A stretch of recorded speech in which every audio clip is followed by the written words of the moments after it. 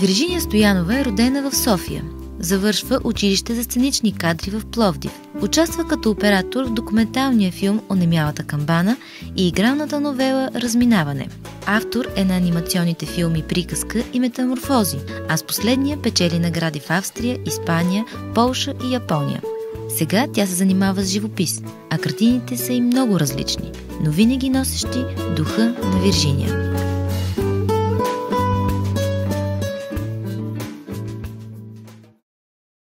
Като ученичка в средното училище имахме един киноклуб. И в този киноклуб всъщност се занимавахме на много професионално ниво. Занимавахме се освен с практическата страна, нали, монтаж, камера, всичко, което се учише след това в Витис, просто преподавателя, с който работихме и се занимаваше, той е, нали, име в това движение на любителските киноклубове. Костадин Костов всъщност беше човека, който ни запали. И така, извън учебните занимания, ние ходихме на филмотечно кино. Цялото нямало кино, като се започне от Грифит.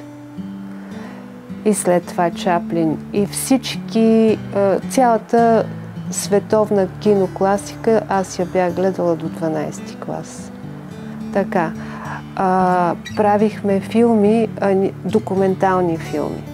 И сега, когато ги гледам с дистанцията на 30 години, освен че, нали, са черно-бели, начина, по който са направени, просто нищо не може да се прибави, нито да се махне, което за мен вече показва, че тогава сме правили наистина едно кино.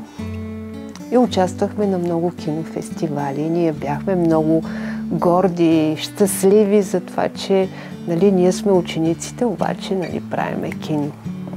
И така игрална новела направихме за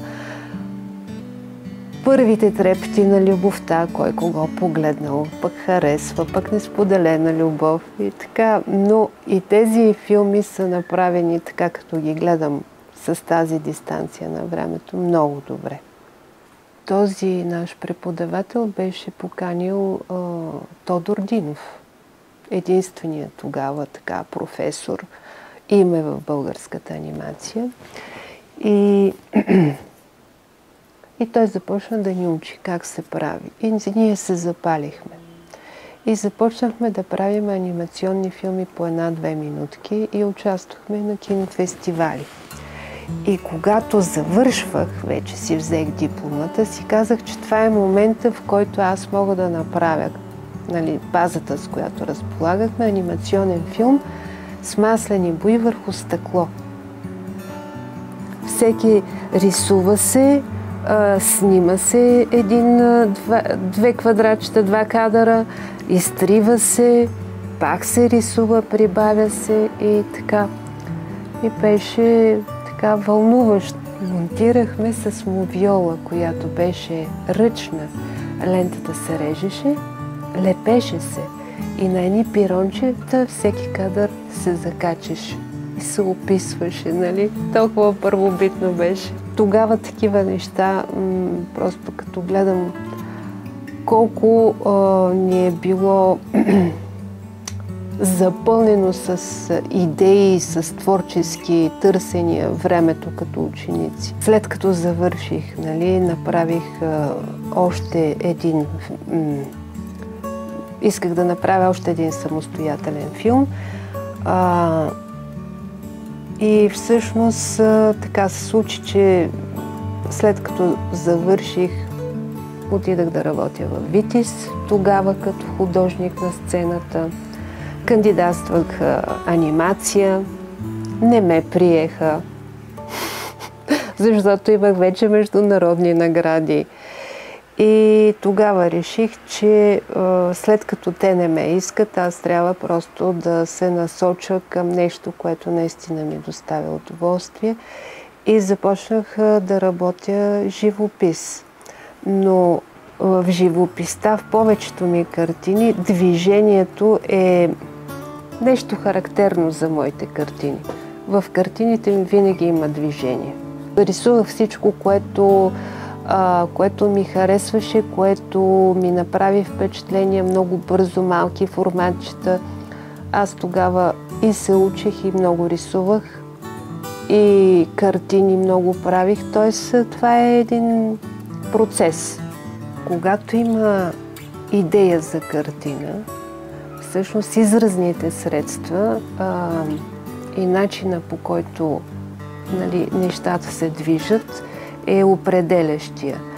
Когато искаш да подчертаеш присъствието, очите, всичко това, което изразява едно лице, даже и духовната красота, тогава работиш с детайла, ти всъщност изкарваш това. А когато идеята е, например, както имам картини, един ангел прегърнал жената, т.е. идеята е за крилата, ако нарисувам в една такава картина и лицата, тогава вече става много илюстративно. Така че самата идея предопределя начина и боравенето с детайлите, с образите. И затова моите картини са толкова различни. И когато ме питат какъв ти е стила, винаги съм се затруднявала, защото според мен не е нормално един творец да рисува 20 години едни и същи картини. Защото всеки един момент го вълнуват различни неща, различни материали, различни техники, и той изразява идеите си, боравейки с различни материали. Затова има и колаж, затова има и камъчета, затова много хора се изненадват, че ама ти можеш да рисуваш, в смисъл последните картини, където се набляга вече на детайла, на реализма. Да, разбира се, мога да ги правя. Въпросът е, че преди това, когато в картината ме интересува движението, там не е необходимо да нарисувам перфектно лицето. Когато, както имам портрети на българки, там вече се показва красотата, и то вече духовната, идеен портрет на жената. Той не е конкретен, той е събирателен образ на това, което искам да изразя. Всеки творец и всеки човек търси духовността. Аз съм я намерила конкретно в вярата си. И понеже ангелите са тези, които по един или друг начин най-често се изобразяват, не мога да тръгна, т.е. ако тръгна да рисувам икони или светии, някакси не ми е като творческа задача така вълнуващо. Според мен ангелите са винаги около нас, и всъщност ангелите и вярата ми в Бога са като потребността да направя нещо. И преди 2 години направих една картина лично за мене.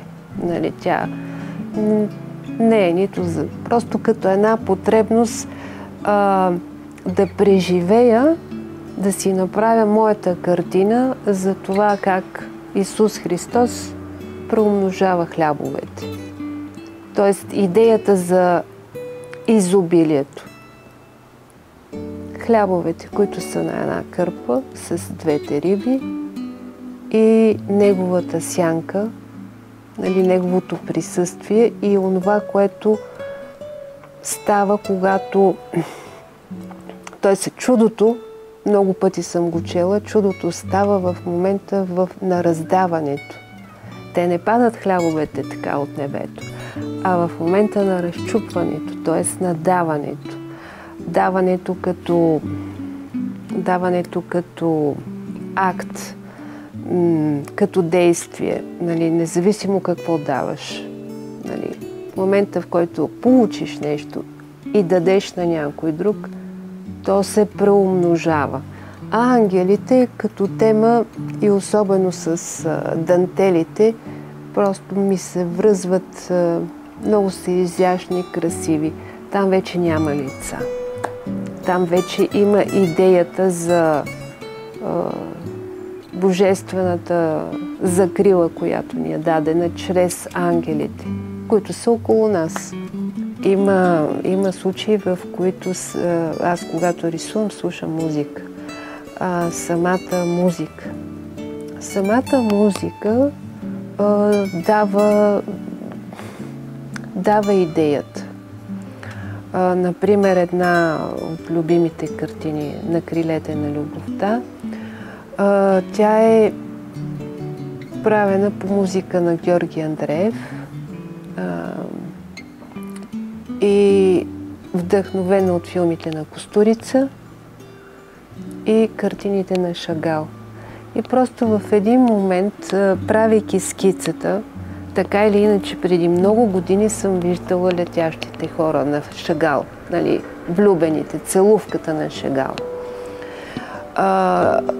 Кустурица, който ми е любим режисьор, и тази музика, и просто тя картината сама се е нарисувала, нали, вече е въпрос на извеждане. Когато съм правила тези картини, аз наистина съм се забавлявала. И не само забавлявала, просто рисуваш и потъваш, нали, слушайки музиката. Освен това, картините българските винаги ме е впечатлявала шевицата, детайла. Изумявала съм, когато съм виждала и по костюми, и в музеи, и навсякъде. Тази естетика за мен е висш пилотаж на, не знам, някаква невероятна естетика в сътворяването на формите, пестеливост, цветове и изящество. И съм търсила начин да вкарам шевицата в картините си. Иначе самата музика и това богатство и цвят, то прави картината. Ами всъщност аз цветовете не ги мисля. Значи всичко друго мога да кажа, че имам някаква представа. За мен композицията в картината е било едно от най-важните неща. И сега с дистанцията на времето разбирам, че композицията е онова, което прави нещата да се случват, независимо дали ще бъде в картината, в куприната, в изображението, в рисунката или в интериорния дизайн. Въобще всяко нещо има баланс и композиция. Затова винаги съм мислила много. Но за цветовете, те просто си идват. Цветовете не ги обмислям. То е просто някакво вътрешно, като река, лее се. Просто не го мислиш, то само си става.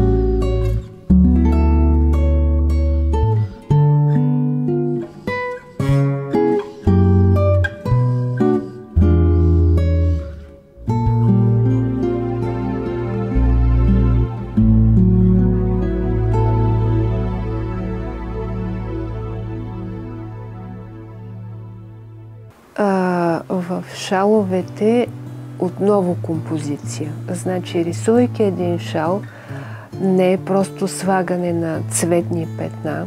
По-скоро имам представата или предварителна, или пък в движение свалям, пробвам.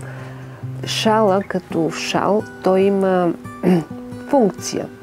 И съответно, когато носиш шала, трябва да е красив вече, когато си се завила с него. И затова като рисунка може да не е сложно, но аз го обмислям като композиция, така че крайният резултат да бъде ефектен.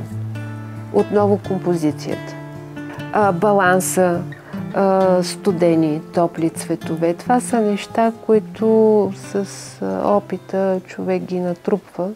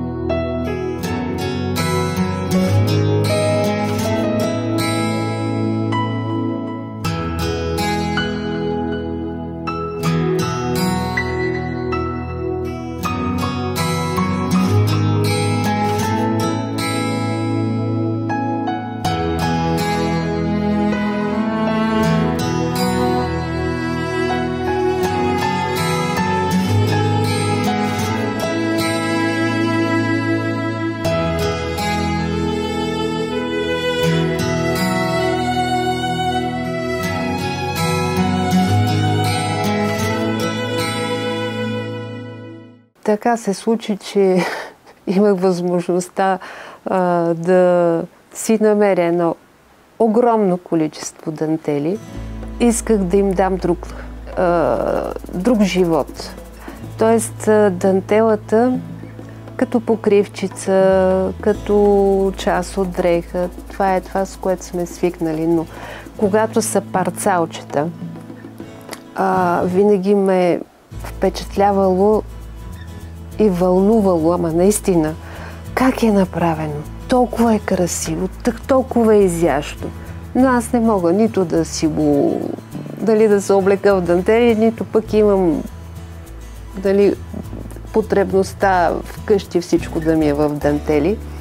И по-скоро реших да направя колаж. И всеки художник има някакъв подход. Аз обикновено винаги си правя скица. На мен не трябва да ми е ясна идеята. И когато тръгнах да правя първите си картини с дантели, разбрах, че дантелите са тези, които те насочват, тъй като става въпрос за колаж, нали? И самата дантела определя каква ще бъде картината. Те не са безкрайно много. Обикновено бабите правят цветенца или пък някакви такива като кръгове, в кръг нещата. И оттам нататък се оказа, че е огромно предизвикателство да изразиш една идея с тези парцалчета. И всъщност аз използвам тези дантели като една палитра. И затова си ги подреждам. И вече в зависимост от посоката, от това, което ми харесва най-много, и самата идея тръгва. Тоест не съм аз тази, която определям всичко. Тоест самия материал те води, самата материя. Някои от рисунките, те не са... Значи скицата е като една дума. Да не забравя нещо. Това е скицата. В бързата рисунка човек може да каже синтезирано най-важното, т.е. да изрази. За мен скицата е много важна. А рисунките съм ги правила като рисунки, като картини. И след време, не винаги нарочно, се повтаря, се връщам към тази тема, но вече с други изразни средства и материали. И те са абсолютно различни. Нали? Те само носят идеята, така да се каже. Арт уикенди. Така се наричат заниманията, които Виржиния провежда сред природата, с много бои, платна и различни хора, които искат да се научат да изобразяват това, което ни заобикаля по свой собствен начин. Тези арт уикенди съществуват от може би 5 години. Идеята е на моя колежка и добра приятелка, която каза, защо да не опитаме хора, които никога не са рисували и са любопитни. С нея направихме преди 5 години един такъв арт уикенд, на който дойдоха хора от най-различни професии, значи бизнесмени, адвокати, счетоводители, хора, които са търсещи, които са любопитни, които опитват интересни, различни, нови неща за тях. Идеята е нейна, но аз съм човека пък, който я осъществява. Всъщност се оказва, че много малко хора имат подхода, умеят да обясняват, да насочват човека, като запазват неговата индивидуалност. И аз съм била изумена от невероятните хрумки. Обикновено рисуваме пейзаж. И някои хора имат много странни виждания. Те имат усещането, но те нямат нито опита, могат да боравят с бои, с цветове. И всъщност аз с думи показвам как се бъркат боичките, чисто технически нещата, им показвам как се случват. И оттам нататък, според неговото усещане, аз го с думи го насочвам така, че той да може да изведе своята идея. Тоест, накрая, след тия 4 часа и половина, 5, той да има картина, негова, лична. И имам изумителни резултати. И за мен са невероятни. Хората са различни. И според мен това няма как трябва и би могло или искам, а по-скоро е въпрос на цялостно отношение към света и към подход към задачата. Аз Аз съм от този тип хора, които опитват най-различни неща, работят много различни неща и смея да кажа, че нещата, въпреки че са толкова различни, не мога да кажа, че живописта е по-добра от коприната. За мен беше голямо предизвикателство да направя една огромна аранжировка, която всъщност беше като картина на холандските майстори, обаче от истински предмети, цветя, така както в холандските картини, нали? С дамаджаните, с композицията, с движението, нали? С разказването на историята, само че в една огромна аранжировка. Всичко може да се направи като изкуство. И това, което е още по-голямо предизвикателство и е въпрос вече на много сериозна организация да си направиш и всичко около тебе да бъде изкуство. Нали? Всяко нещо, което човек се допре да бъде изкуство, да бъде красиво. Тоест, красиво в смисъл естетско, хармонично. Нали? Така че за мен е въпрос на една вътрешна потребност и светоусещане.